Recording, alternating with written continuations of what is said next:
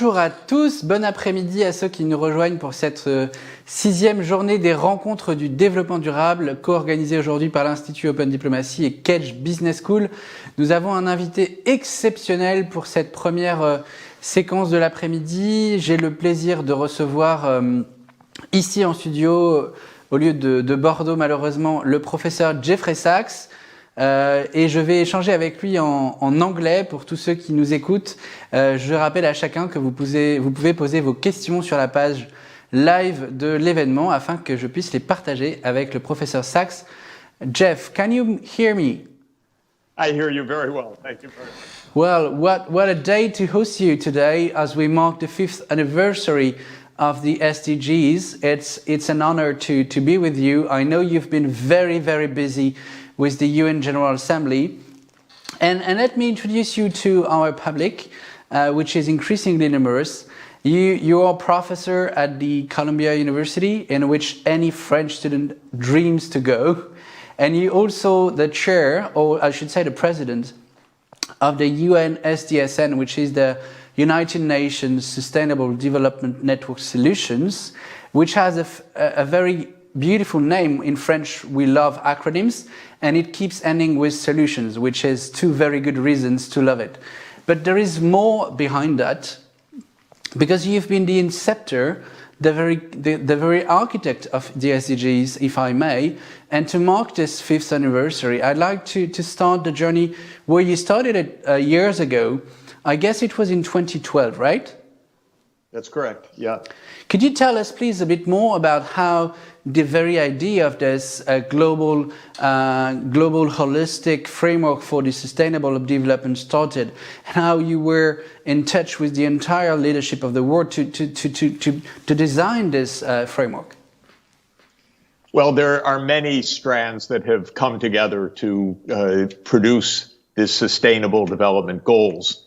They really start back in 1948 with the Universal Declaration of Human Rights, which is a foundational document for modern times, saying that every person on the planet has the right to a decent life. And I think we're still trying to implement that Universal Declaration. That is right. By the 1970s, it became clear that an issue that we didn't know about in 1948 was very much on the agenda, and that was the environmental crisis resulting from our economic success. As the world economy expanded, the pressures of the economy on the environment expanded. And we tried for 40 years, from 1972 in Stockholm, 1992 at the Rio Earth Summit, and then 20 years after that in 2012, to come up with a framework in which we could honor human rights, economic rights, and environmental sustainability. And in that context, the government of Colombia made a proposal in 2012 that just as we had Millennium Development Goals, right, we should have Sustainable Development Goals. And to put it in a nutshell, for 3 years, governments negotiated what those goals should be. 5 years ago, they adopted the Agenda 2030 with 17 Sustainable Development Goals. They also adopted a few weeks after that the Paris Climate Agreement. That is right. And that is our governing framework right now. We're trying to implement the Sustainable Development Goals and the Paris Climate Agreement. And we were having big problems of insufficient cooperation, insufficient financing, lack of adequate plans, general disorganization. Mm-hmm. And then along came COVID-19, absolutely, which made the crisis all the worse. We will go through all those aspects, but 2 years ago, we met at the Paris Peace Forum and we marked at that very time the 20th anniversary of this Universal Declaration for Human Rights. And I feel like we are now again at the time of an anniversary where history has not been sufficient to get us straight to the point, straight to action. How do you look at what the goalkeepers have published recently in saying that we are 20 years back in time if we look at the 2030 agenda, meaning we have been losing time and COVID-19 crisis has made us get even more backward. 7% of the global population has fallen in poverty because of the crisis, which makes the goals even way behind us. How do you look at that figures? First, there is no way for us to achieve anything in the world that we want with this pandemic continuing to rage. We need to get the pandemic under control in order to achieve any of our goals, even to maintain social stability and political coherence.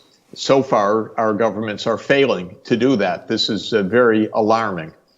Second, obviously, we're in a deep economic and humanitarian crisis that we were not in a year ago.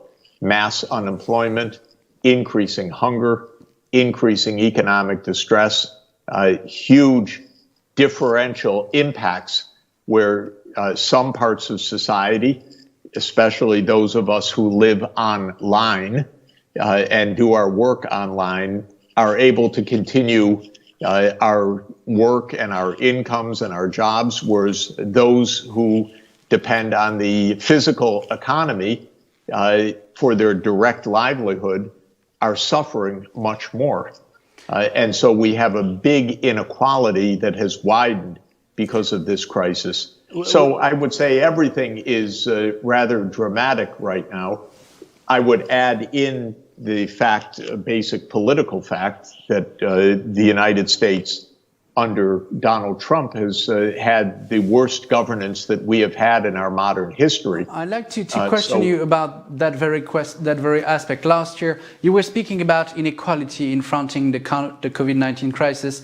Last year, when the G7 met, it was all about facing inequality. And this year, the G7 has not even met.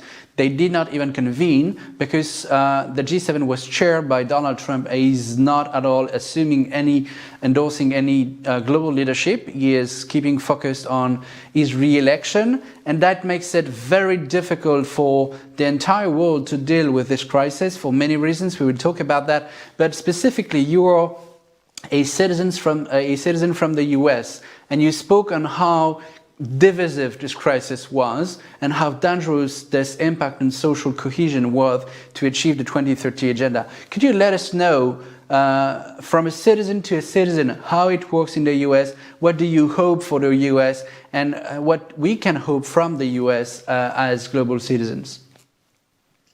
Well, the US is the paradox of a very rich country, but a very unequal country, and a very poorly governed country right now. Also a country in very deep division. It's not unique in this way because we see social divisions in France. We see social divisions throughout the world. But the United States is, from the point of view of the high-income countries, exceptionally unequal and politically quite divided. And one of the symptoms as well as causes of that is Donald Trump himself. He is, in my opinion, a mentally unstable individual who is incapable of honest governance and therefore very dangerous, in my opinion, to American well-being and to the world's ability to solve problems. The United States has had more than 200,000 deaths from COVID. And I attribute a great deal of that to the incapacity of Trump's leadership. That remarkable lack of leadership of the U.S. president is obviously having a tremendous impact on the global stage. We are speaking in the very moment at the UN General Assembly, where you take part every year. And there are two first consequences I'd like to hear about from you. The first is how China has reacted to this entire crisis. 5 years ago, before we adopted the Paris Climate Agreement, China and the US had a bilateral deal to raise their ambitions to confront the climate crisis. It is now pushed back, and they will achieve the carbon neutrality only in 2060.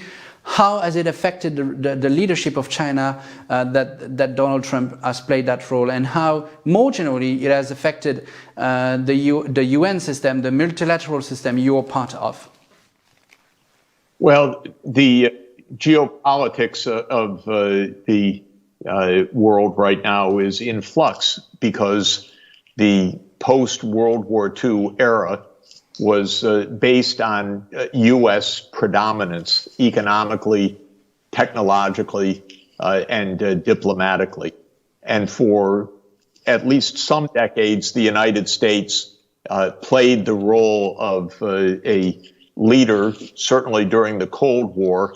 And while there were always tensions within the democracies, these were by and large managed, sometimes more tense, sometimes less tense. I would say now the situation is in great flux because China has become a major actor in the world, by some measures rivaling the United States in overall economic size, though not in economic output per person, but in aggregate economic output. And many things are happening because of the rise of China. But one is a U.S. reaction that makes the claim that China's rise in importance is a threat to the world and is based on unfair practices. I think that these claims are grossly exaggerated. In my opinion, China is basically catching up from having been, for many historical reasons, far behind Europe and the United States in technology and in economic productivity, and it's merely catching up because it is a capable, very large country. Catching up means that China's become very powerful. But the United States, in the nationalist wing of our politics, the right wing, does not accept China's rise. This is giving cause for growing tension that I attribute mainly to the United States, not to China. So different people have their view about the U.S.-China skirmish, but my interpretation is that it's caused mainly by the United States, not by China. It is very sensitive of you to take that responsibility and to affirm that on the global stage. But let's deep dive on Chinese aspects. We've been hoping very much from China since the Millennium Goals, which were the precedent framework prior to the SDGs, were achieved mainly because of the Chinese growth. And today, what makes it difficult to get the SDGs done is the fact that the economic growth that China has led was not as inclusive as we could expect, was not as carbon neutral as we could expect, and has contributed a great deal to the climate crisis. On top of that, we all know that Chinese policy towards its territory is very, very authoritarian. We've seen and witnessed the Uyghur genocide. We've seen the policy against Hong Kong. We've seen a longer year ago the Tibet policy of Peking. And we know that they play also a role in dealing aggressively with Taiwan. In the SDG framework, there is always the balance between sustainable development from an economic, social, environmental point of view and justice, peace, freedom, equality. Can we trust the Chinese as a strong SDG ally? Well, I think that there are a couple of things to say. First, starting 40 years ago, when China's rapid economic development took place, under Deng Xiaoping, China was extremely poor, extremely rural. As of 2020, the poverty has basically been ended, the extreme poverty, that is. So China went from more than 50% extreme poverty to zero. China developed a high-quality education system. It expanded healthcare coverage. It built infrastructure. All of this is a great achievement of the Chinese people and a very successful economic policy. At the same time, however, this was industrialization based on fossil fuels, and it was a highly polluting policy. China became the world's leading emitter of carbon dioxide emissions and of greenhouse gas emissions more generally. It has led to massive air pollution in China, massive ocean pollution, massive water pollution. So China not only pays a heavy price of its own pollution, but imposes pollution on the rest of the world. In 2015, the Chinese leadership said that it was time for a decisive change of direction, and that was what enabled the Paris Climate Agreement to be so successful diplomatically. China and the United States walked through the door together and said, together, we will now decarbonize the energy system. Since that time, the United States pulled out of the Paris Climate Agreement under Trump, and Trump has tried to maximize fossil fuel production. By the contrary, President Xi at the General Assembly last week set a goal of decarbonizing China by the year 2060. This was a breakthrough in policy. It was a success of Europe because Europe had been pushing China to make such a commitment, indeed precisely that one. And I believe that it's a very important commitment, albeit one that should be even faster because all of our countries should decarbonize by 2050, not by 2060. Nonetheless, we have a big advance for China. That's right. Now, when it comes to the politics, China's argument is twofold. One, that the territorial integrity of China is paramount, and that the rules of the UN Charter are non-interference in internal affairs. My own view is that if we want a peaceful, cooperative world, we should cooperate, and in an environment of high trust, we can also talk about internal issues in each other's countries. But in an environment of very low trust, that kind of approach is in bad faith. So when the United States only points its finger at China, you don't do this or you don't do that, this is not conducive to any kind of problem solving. It is only part of a kind of Cold War. If we want to have not only peaceful relations, but realization of the Universal Declaration of Human Rights, it should be on the basis of the UN Charter and on the basis of trust among the major powers.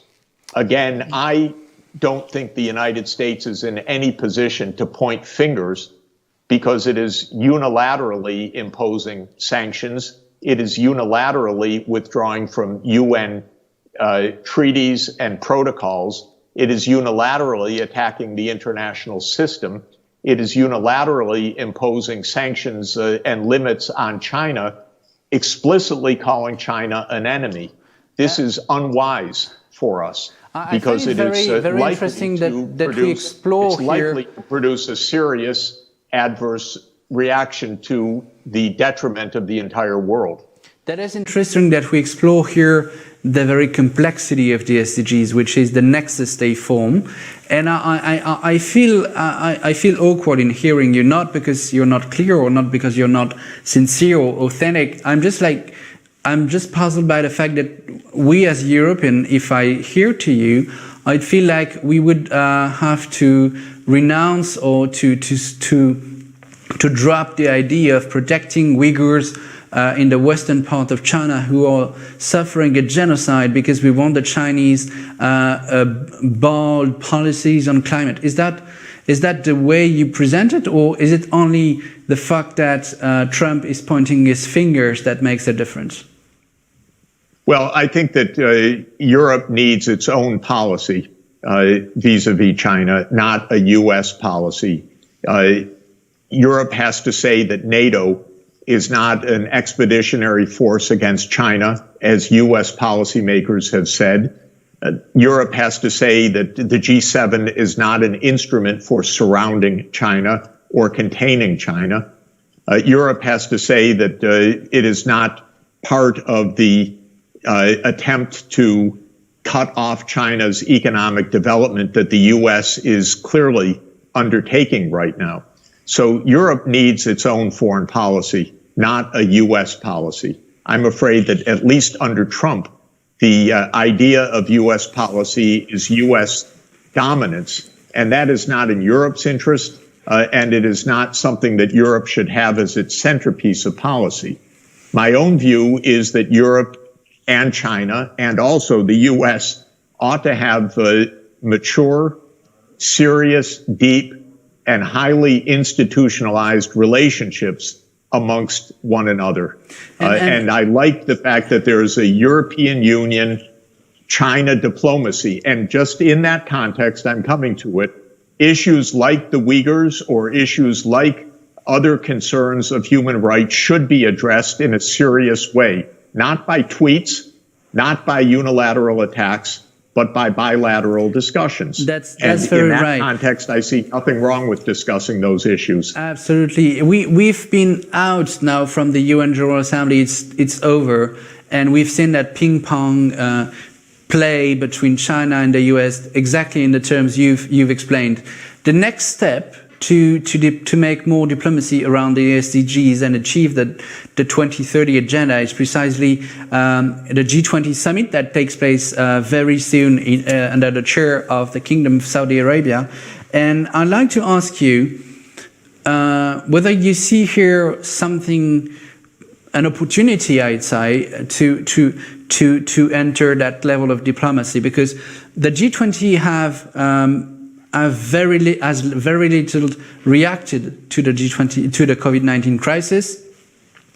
The G20 only organized, or mostly organized, a debt relief of the least developed countries at the international stage. As the president of the UN SDSN, which is in contact with so many academics around the world, and mostly in G20 countries, what would be the advice you'd make to G20 leaders if they were inviting you at that table to precisely accelerate the transition towards the 2030 agenda? If we had a rational global process, which we don't have, but if we did, yeah, we would take seriously the goals that we have set. And we would analyze the steps that are needed to achieve those goals. And the problem right now is that we do not take the goals clearly, seriously, and then ask about implementation. I put a very large responsibility of that on the United States, because this is almost contrary to our current populism in the U.S. Mm-hmm. Trump is not accountable to the international goals. Trump never says words sustainable development goals. Trump has abandoned the Paris Climate Agreement. And my view, well, of course, much depends on what happens in November in our politics. If Vice President Biden is elected, America will be back as a cooperative force in the world. And then the possibility of global cooperation around these issues is very important. If Trump is reelected, I regard the United States under Trump as a threat to the world peace and a threat to sustainable development.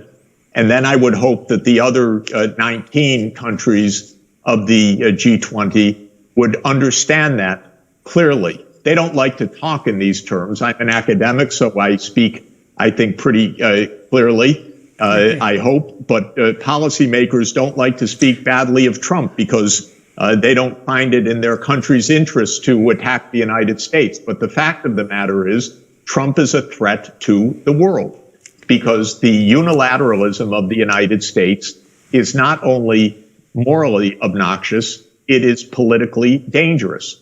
And so in this sense, we have to be clear about realities that we face right now.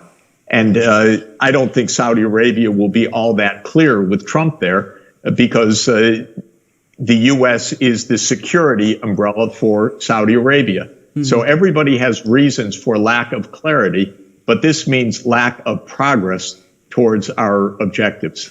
And Prof. Sachs, there is one leader at the G20 table which is very committed to the SDGs. Spain, which is not a member of the G20 itself, is a permanent invitee to the G20, and the Prime Minister of Spain has longly appointed a Vice Prime Minister for the SDG implementation. So maybe if you were at the G20 table, you would have an ally there saying humbly to the rest of leaders, look, we can drive a country and steer government with the SDGs. Is that something you would recommend to Joe Biden if he were elected in the next month? Well, let me say that what Europe has done with the European Green Deal and the Recovery Fund is a role model for other parts of the world. This is very important for Europeans to understand, that what the European Commission has done and what the European Council has done is truly outstanding, because the European Green Deal is not merely rhetoric. It is an elaborated framework for achieving both the SDGs and the Paris Climate Agreement. It's rational, it's bureaucratic in the Weberian sense, meaning that it organizes public administration processes to pursue social objectives. It is a role model. If Biden is elected, I believe the United States will have something of that sort introduced in 2021. I think Europe should understand and take pride in the fact that China's announcement last week that President Xi made about decarbonizing by 2060 is a European achievement, because Europe set a standard of clarity of how to set the national agenda. China agreed with that, and that is an important step forward. That's why I believe that mature, detailed, institutionalized relations between the EU and China, between the EU and the African Union, between the EU and ASEAN, and so forth, can be a significant breakthrough. Everything is hard with the United States being in opposition to such programmatic activities. But if Vice President Biden becomes president, then we will have the opportunity for the U.S. and Europe to have a shared framework going forward. And Jeff, you've spoken about the EU in a very positive narrative language. You've said we have played a role model to the world, and we have embedded China in the transition, which is it sounds music to my ears. Is there something you also appear yourself as the SDG conceptor, I'd say, as a role model, as a citizen to us, those who encounter here during this Rencontres du Développement Durable. What advice would you say to us as an individual to our lives to be part of that transition and to bring our own efforts as individuals to the SDG implementation? Well, thanks for the excellent question. And I'm going to have to step off here, as you know, so I'll close also with these remarks. The Sustainable Development Goals and the Paris Climate Agreement are global, unanimous agreements of governments in 2015. That's very remarkable. One country since then, the United States, has broken this consensus, but all the rest of the world remains aligned in this consensus. The reason we have this consensus is that these are urgent challenges. What we know from careful analysis is that these challenges can be met successfully. This is the most important point, which is that we have the technological means, the organizational means, and the financial means to stop human-induced climate change, to stop the pandemic of COVID-19, to assure that every child has access to education, and to achieve the other sustainable development goals. Our barrier, therefore, is not the technological or economic or financial barrier. The barriers are more of a philosophical sort, ethical barriers, understanding each other better, methods of cooperation at a global scale. That doesn't make them small challenges, but it does make them challenges that can be successfully achieved. I think that all of our institutions should be organized to achieve the goals that we've set because they are very important for human well-being. And so each of us individually should be asking the question, what's missing? What can I do? How can I contribute to the success of the European Green Deal? How can I help politically to keep my city or my country aligned with the sustainable development agenda? This, to my mind, is our individual responsibility, and we at universities have a particular role to play because universities are filled with young people, they're filled with knowledge, they're filled with the long-term vision, and I believe that they are based on a conception of the common good. So I view universities as having a distinctive role to play. Thank you, Professor, for reminding us that the baseline, the very spirit of the SDGs is leave no one behind. And what you just said is not only leave no one behind in implementing the SDGs, but also in acting and putting them in place and getting things done. We all have a part to play in that problem and a solution to bring in.